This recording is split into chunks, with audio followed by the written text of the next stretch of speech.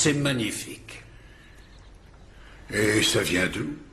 Du toit d'un temple de Dendera. Les étoiles indiquent qu'il s'agit d'un zodiaque. Un objet lié à l'astrologie d'Égypte ancienne. Êtes-vous certain de son âge? Je vais vous montrer.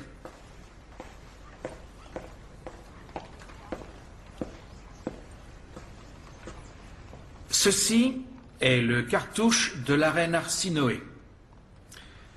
Je le situe vers 2000 avant Jésus-Christ. C'est ce que j'ai dit au roi Louis. Mais d'autres savants l'estiment plus ancien, non? C'est impossible. Nous savons tous que le déluge a eu lieu en 2349 avant Jésus-Christ. Rien ne peut lui avoir survécu. Quiconque conteste cette date met en doute l'autorité de l'Église et la parole de Dieu. Absolument, monsieur l'abbé. Et je suis on ne peut plus certain que ce zodiaque ne présente aucune menace pour l'Église. Ah, peut-être qu'on devrait demander un deuxième avis. Imaginez les conséquences s'il le situe avant le déluge. La question peut être résolue discrètement.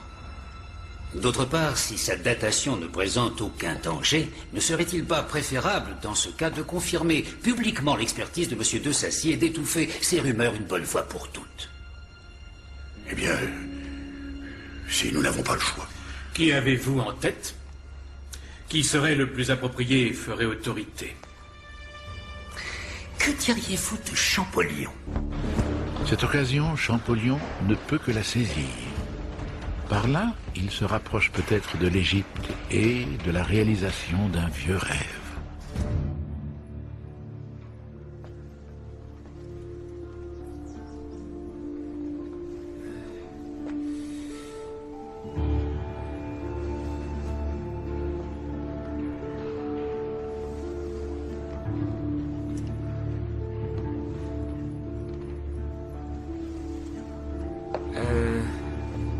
Combien le roi a-t-il payé pour ça? Environ 150 000 francs. Je crains, monsieur le duc, qu'il ne l'ait payé trop cher. Cet objet est moderne. Il date d'après la naissance du Christ. Ce n'est pas possible. Le cartouche, là, mentionne la reine Arsinoé. Non, c'est une erreur. Il mentionne que cette déesse, Ala Hayat, porte le ciel vers le sud. Il pourrait provenir de n'importe quelle période. Mais Ceci signifie autocrata, ce qui veut dire empereur en grec, le terme utilisé durant la période romaine. Alors, de quand date-t-il? Oh, pas plus de 1500 ans. Seriez-vous prêt à annoncer ces dires publiquement? Oui, s'il le faut, je peux. Excellent. Merci, monsieur Champollion. L'Église vous remercie du soutien que vous lui apportez. Je ne fais que dire la vérité.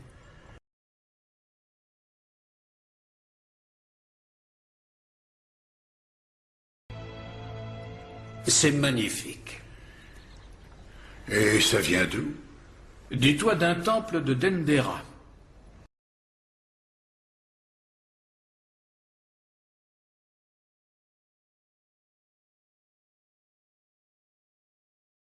Êtes-vous certain de son âge? Je vais vous montrer.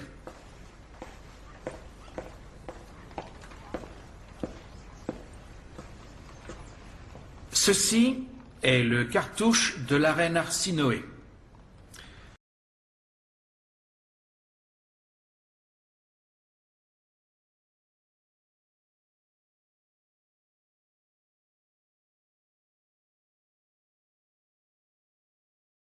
Regarde. Quoi, cette forme d'enclume? C'est un cartouche. C'est comme ça qu'on l'appelle. Parce qu'il ressemble aux cartouches de fusil des soldats. Tu vois? Ah, un peu, oui. Eh bien, certains pensent que ce cartouche renferme un nom.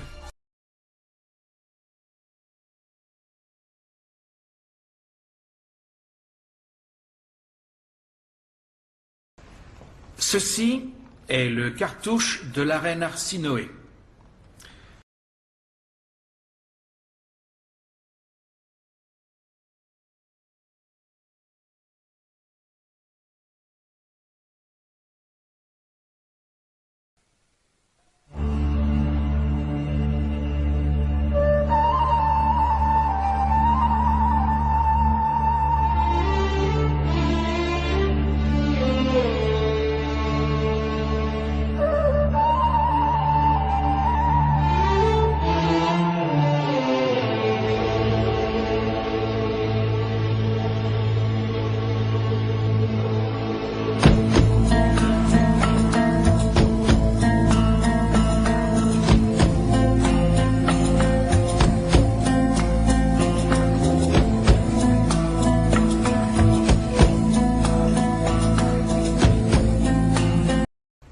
Ceci est le cartouche de la reine Arsinoé.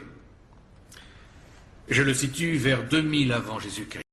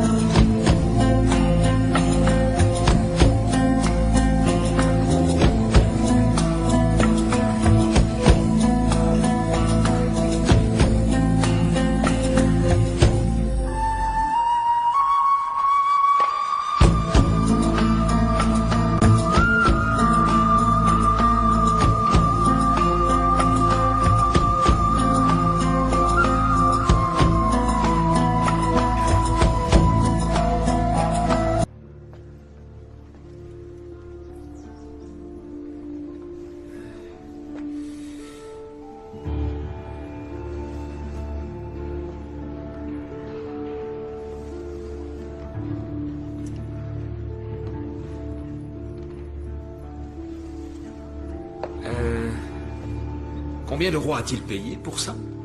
Environ 150 000 francs. Je crains, monsieur le duc, qu'il ne l'ait payé trop cher. Cet objet est moderne. Il date d'après la naissance du Christ. Ce n'est pas possible. Le cartouche, là, mentionne la reine Arsinoé. Non, c'est une erreur. Il mentionne que cette déesse, à la Hayat, porte le ciel vers le sud. Il pourrait provenir de n'importe quelle période. Mais Ceci signifie autocrata, ce qui veut dire empereur en grec, le terme utilisé durant la période romaine.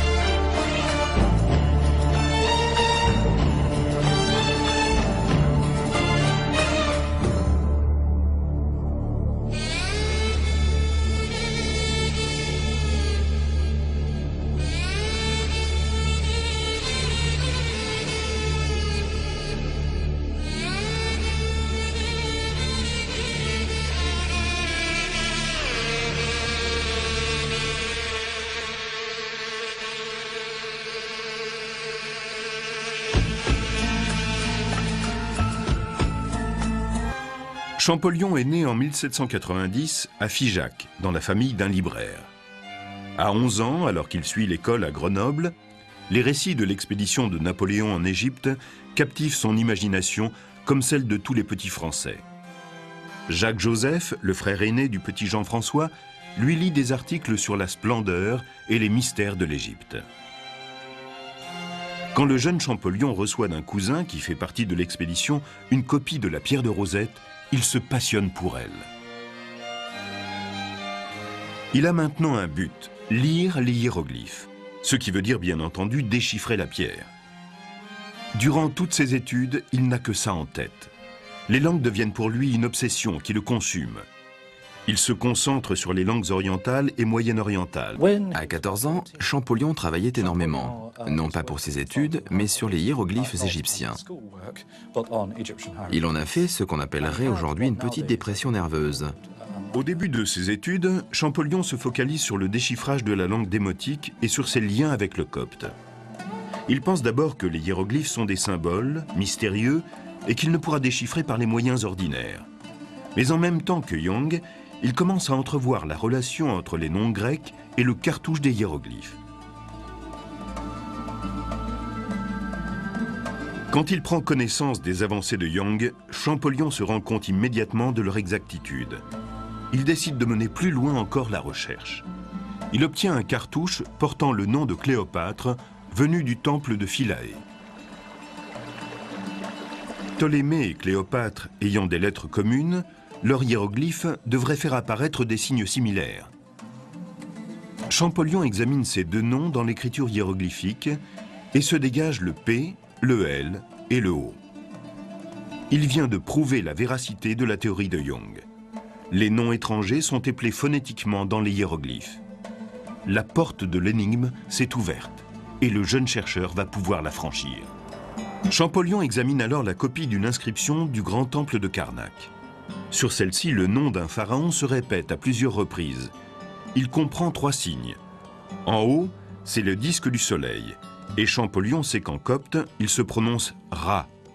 En bas, une lettre que Thomas Young a déjà identifiée, le S.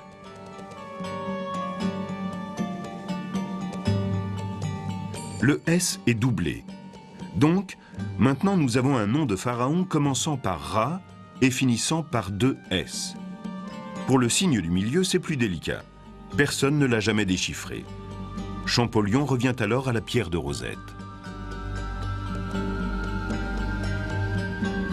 Quand ce signe y apparaît parmi les hiéroglyphes, le grec le traduit par l'idée de naissance. Champollion se souvient qu'en copte, donner la naissance se dit Mésé. Ça y est, il a le nom d'un pharaon commençant par Ra, puis continuant avec Mésé, et enfin s'achevant par 2 S. Champollion connaissait les noms des pharaons, et il savait qu'était monté sur le trône d'Égypte le célèbre Ramsès. Il a compris tout d'un coup qu'il tenait la clé du mystère. Young réagit de façon ambiguë. S'il est heureux de voir quelqu'un faire avancer ses recherches, il est en même temps furieux du manque de reconnaissance de Champollion. Et si le travail du jeune chercheur est remarquable, celui de Young, lui, est publié. Quand enfin les résultats de Champollion sont publiés, il devient la coqueluche du tout Paris. La France entière célèbre le Français qui a le premier déchiffré les hiéroglyphes, même si cette affirmation est controversée. Quant à lui, il poursuit son formidable travail avec une ténacité et une rapidité étonnantes. Il décide d'établir une liste complète de tous les pharaons avec les dates de leur règne. En 1824, Champollion constitue un alphabet hiéroglyphique formé de 23 signes. Pour cela, il utilise des copies d'inscriptions qu'on lui rapporte d'Égypte. Que se serait-il passé s'il avait fait le voyage en Égypte et observé les hiéroglyphes sur place? Aurait-il pu aussi bien les faire parler? Que lui aurait-il dit?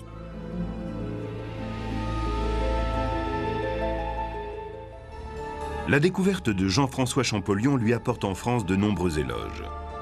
Jusque-là, l'Académie française le considérait comme un fou, un obsédé. Il travaillait seul, à l'écart, sans vie mondaine. Tout d'un coup, il devient un héros national. Le gouvernement français lui demande de négocier l'achat de la collection de l'égyptologue britannique Henry Salt. Et en 1827, quand elle rejoint les collections du musée du Louvre, Champollion devient le premier conservateur du département des antiquités égyptiennes. Mais il voit plus loin. Il veut aller en Égypte.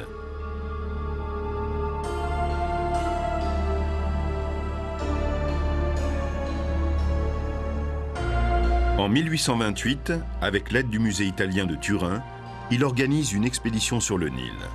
C'est le plus grand projet scientifique depuis Napoléon.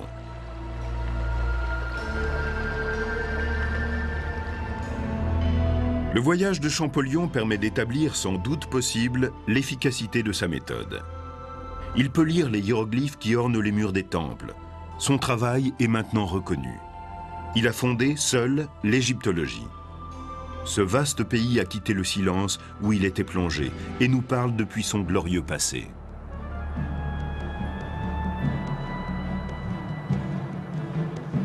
La légende avait transmis les noms de pharaons comme Ramsès et Thoutmosis. Maintenant, on peut identifier leur visage. On sait maintenant quand ils ont régné et dans quel temple ils priaient. De retour à Paris, Champollion poursuit son travail. Il dispose d'assez d'éléments pour écrire une histoire complète de l'Égypte. Malheureusement, il n'en aura pas le temps. Il meurt le 4 mars 1832.